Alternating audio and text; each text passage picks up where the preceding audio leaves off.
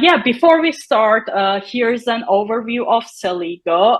So I've been mentioning iPaaS. So what it really stands for is Integration Platform as a Service. Yeah, so Celigo has thousands of mid-market and enterprise customers, including some very well-known brands. You can see the logos here. And on the platform, they're automating their supply chain processes, but also any enterprise-wide business process. And just to give you a clue about how powerful and scalable the platform is, so today it is used to automate over 131,000 business processes, with processing over 15 billion records per month. So as a company, we are growing fast. We are global with offices worldwide, and we have more than 700 employees. And we are also highly rated by our customers on platforms like Gartner, G2, and others. So what is Celigo?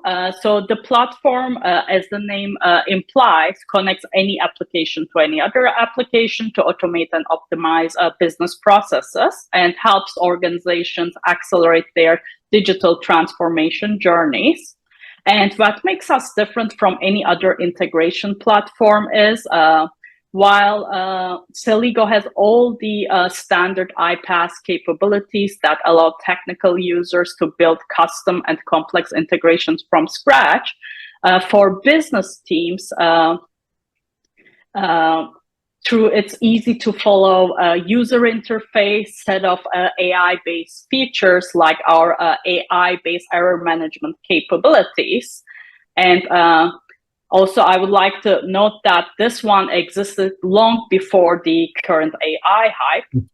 And then we also have a large library of pre-built integrations with embedded business logic, capturing industry best practices. And we have an especially strong focus on the supply chain side, empowering business users to easily deploy, manage, and monitor their integrations without any dependency on technical teams. So to kick off today's topic, let's take a look at the three challenges today's manufacturers, wholesalers, distributors, retailers, and e-commerce brands face.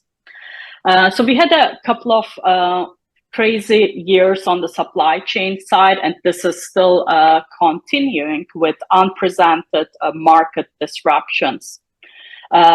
So disrupted logistics impacted by war, labor shortages, extreme weather, then rising inflation, unpredictable demand for goods are some of the hot topics here. So today's companies really need to have operational agility to address these shifts in the market. So, for example, according to an Accenture study, 88% of supply chain leaders believe their supply chains are at risk. And also economic forecasts show that retailers may face actually a decrease in consumer spending due to inflation, which might lead to excess inventory.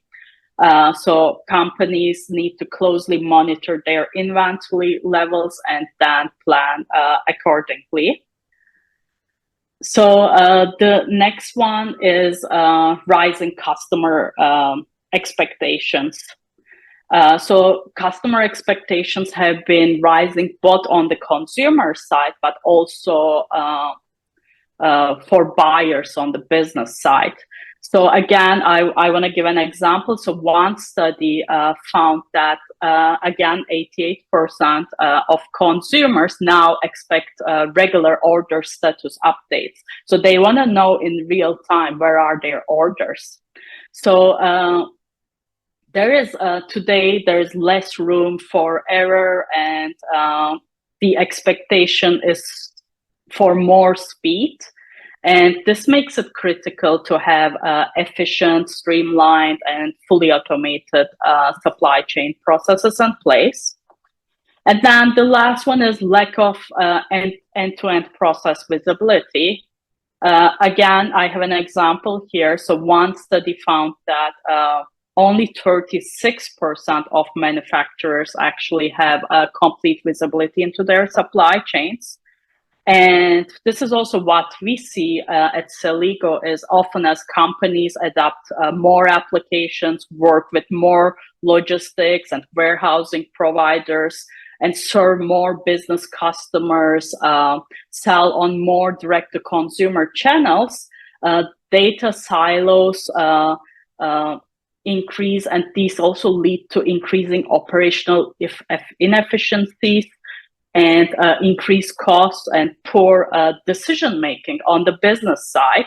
So achieving an integrated supply chain, connecting and centrally managing all application systems processes is needed to get this business-wide visibility and gain control of the supply chain. So, with all of these complexities, integration becomes critical for supply chain efficiency. And when we think about applications or business processes that make up the supply chain, there are all these systems where orders are initiated, like we have examples here, right? Storefronts, marketplaces, or retail partners. And then there are systems that take the input from these systems for warehousing, shipping, fulfillment, returns. And then there are also systems that need to know what's going on with everything for demand planning, forecasting, procurement, or manufacturing to actually ensure there is enough inventory. So a constant flow of data needs to happen across all of these systems for streamlined and fully automated supply chains without leaving any room for errors or delays. And so, as I said, so we worked with thousands of mid-market and enterprise companies, and what we've seen is that an integrated supply chain is best achieved by connecting all those applications and centrally managing the respective business processes through a central system, such as an ERP or an order management system. But yeah, I will, now leave it to the expert, and then let's let Chris chime in here and let him also walk us through a supply chain automation roadmap and talk about integration best practices. So Chris, yeah, it's all yours now.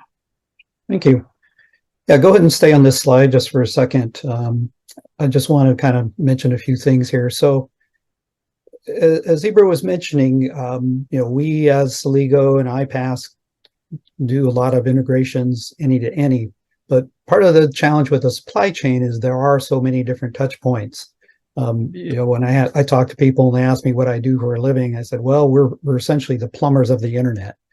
And so with all these different systems that are out there that people need either automation or to be able to get information from one place to another, I mean, that's essentially what we do and help automate that. But it's a bit of a challenge to sort of navigate through all these different applications, and there's new ones all the time.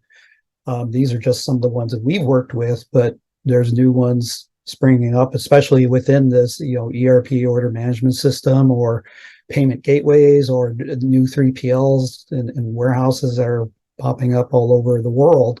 It is a bit of a challenge to kind of navigate that. So what we're hoping today is to kind of help you, sift through some of that information and help prioritize where maybe some of the information might live. Because even, we see cases where the storefront is connecting directly to the 3PL and the order management system doesn't know about it until after it's already shipped.